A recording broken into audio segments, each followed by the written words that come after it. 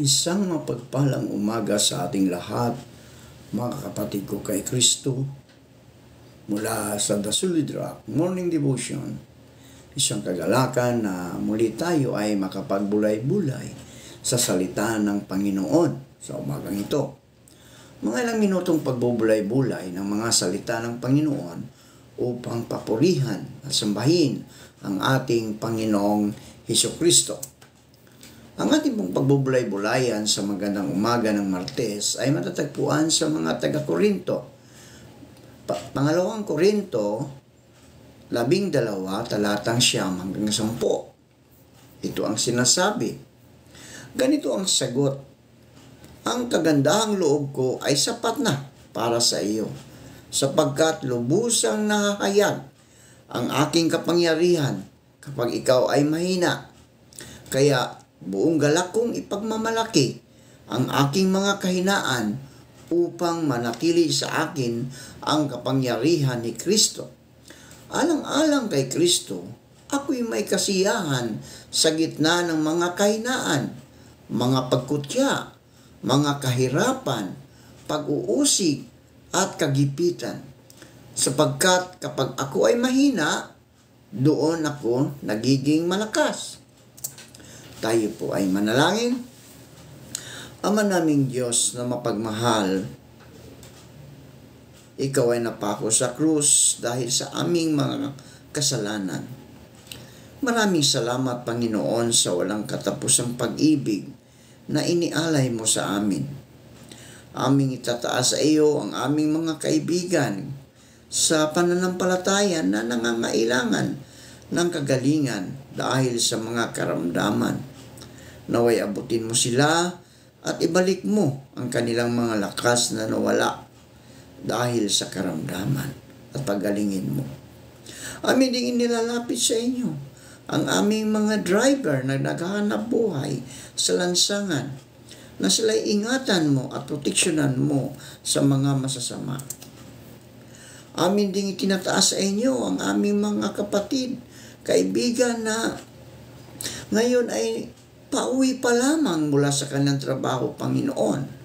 Ingatan mo sila, O Diyos, lalong-lalo na sa kanilang pagmamaniho ng sasakyan, tulad ng motor, kotse at iba pa, Panginoon. Ilayo mo sila sa kapahamakan, O Diyos, hanggang makarating sila sa kanilang mga tahanan at makapagpahinga. Amin din itinataas sa inyo ang aming mga kapatid na mangingisda, na sila'y ingatan mo sa laot ng karagatan, tulad ng pag-iingat mo sa iyong mga apostol na naroon sa laot nang ang malakas na hangin ay kanilang naranasan at ito'y iyong pinahinto. Amin ding itinataas ang aming mga kaibigan na mga magsasaka, na sila ay ingatan mo sa kanilang pagsaka upang ang bawat tao ay magkaroon ng pagkain sa bawat hapag. Amin ding inilalapit sa iyo, O Diyos, ang aming mga kaibigan na naghahanap ng trabaho.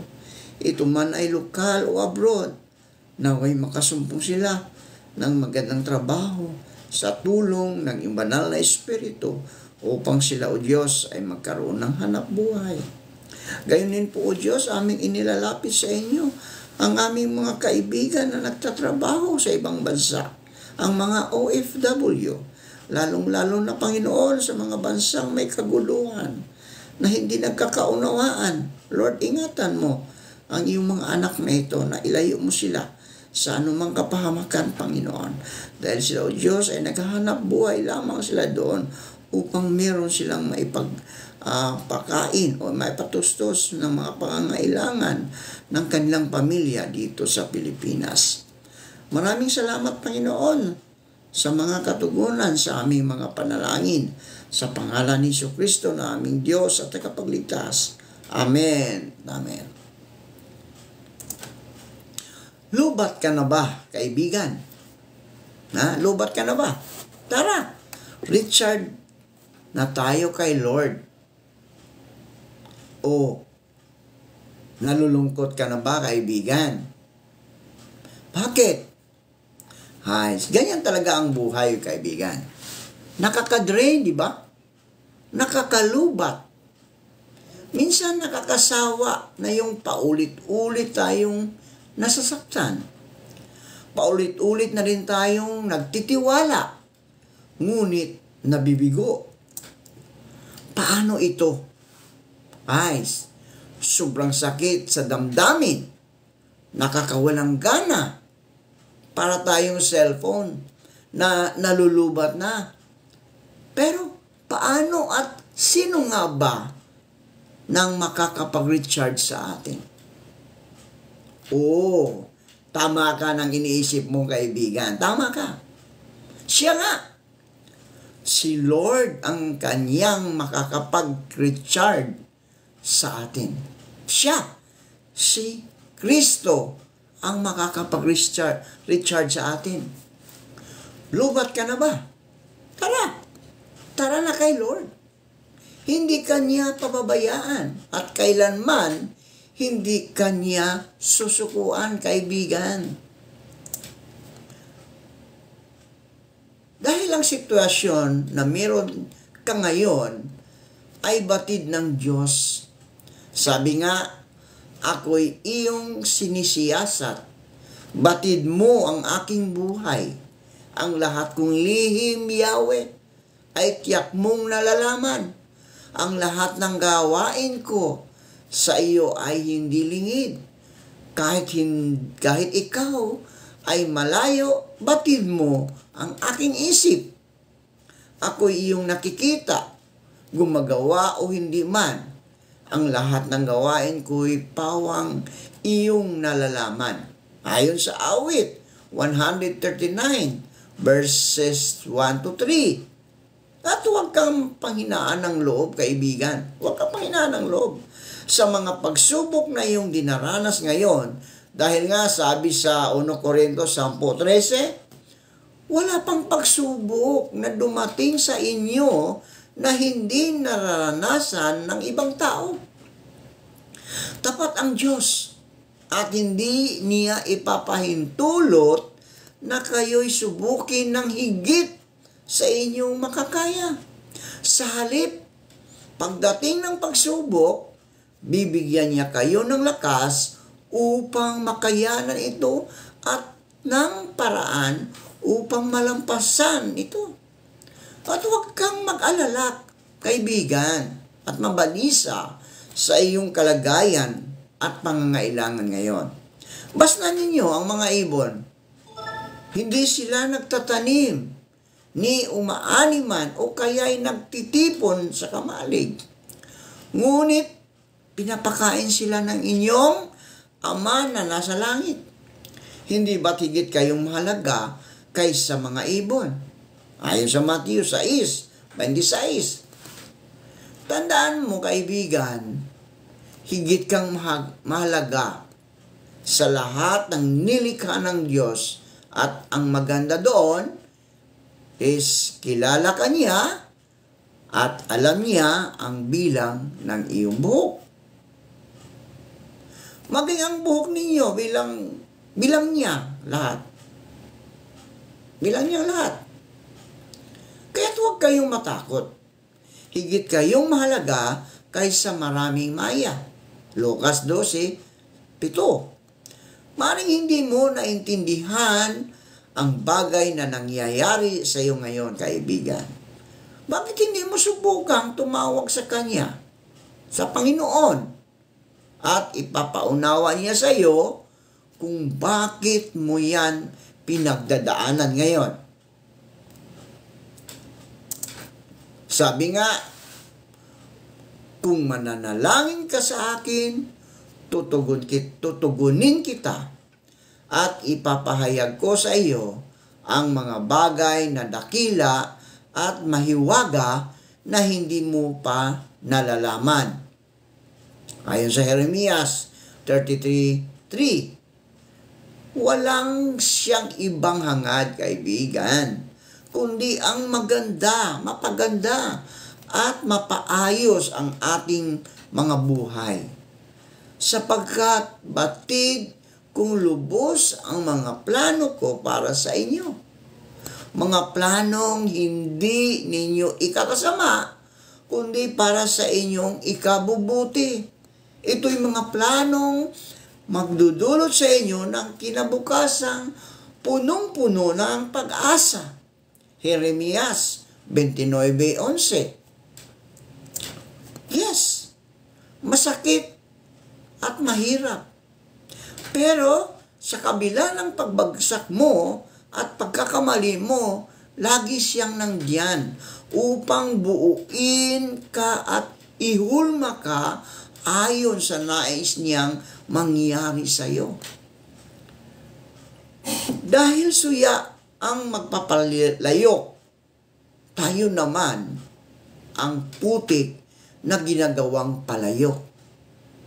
Kapag ang ginagawa niyang palayok ay nasira, hinahalo niyang muli ang putik, kaibigan, at hinuhugasan ng panibago. Ayon sa Jeremias 18:4. Ipagkatiwala ninyo sa Kanya ang inyong mga alalahanin sa buhay, sapagkat Siya ay nagmamalasakit sa inyo. 1 Pedro 5:7. Walang makagagapi sa iyo habang ikaw ay nabubuhay, kaibigan. Sasamahan kita gaya ng pagpatnubay ko kay Moises, hindi kita iiwan, ni hindi pababayaan man, ayon sa Josue 1:5. Minsan, huwag na tayong mag-focus sa mga taong umaalis sa buhay natin. That's life eh. People come and go. Maswerte tayo kung may kaibigan tayong never napapagod sa atin. Pero, lagi mo sanang alalahanin, kaibigan, na si Kristo never kang iniwan at sobrang mahal ka niya. Oh, sobrang mahal ka niya. Ang Panginoon ay nagmamahal sa atin.